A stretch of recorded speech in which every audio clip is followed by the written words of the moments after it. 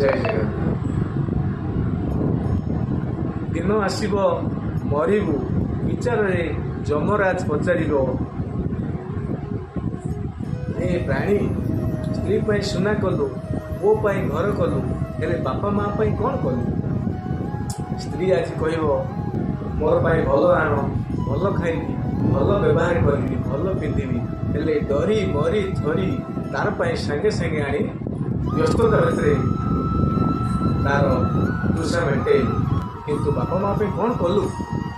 अरे अधम बापा माँ संपत्ति भल लगिला हेले बापा माँ नुह। अरे जो संपत्ति भाग बसैलु बापा माँ झाड़ बसा कष्ट एवं परिश्रम संपत्ति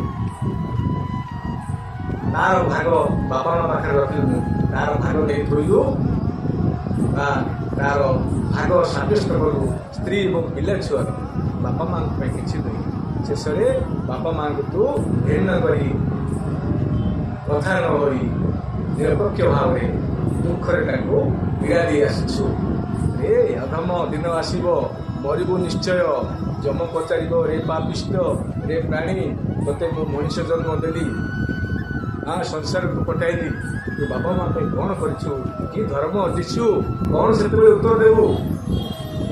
से भगवान कहते रहिब नहीं हे देह हेब दिने पाउस रहिब नहीं देह हेब दिने पाउस जानू जानू सुनु सुनु न जानू रे मनीष जानू जानू सुनु सुनु न जानू रे मनीष चमराज नीति थरे पांजी तोर देखुची चमराज नीति थरे पांजी तोर देखुची धर्म पथे डाकुची हे धर्म पथे डाकुची धर्म पथे डाकुची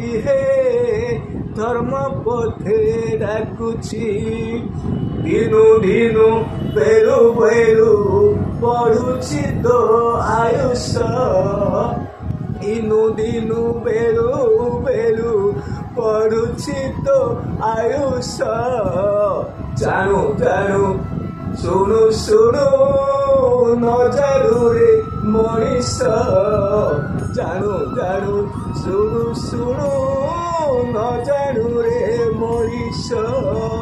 फेरियास किसी धर्म करे तो बाटरे सखा हो। जय जगन्नाथ।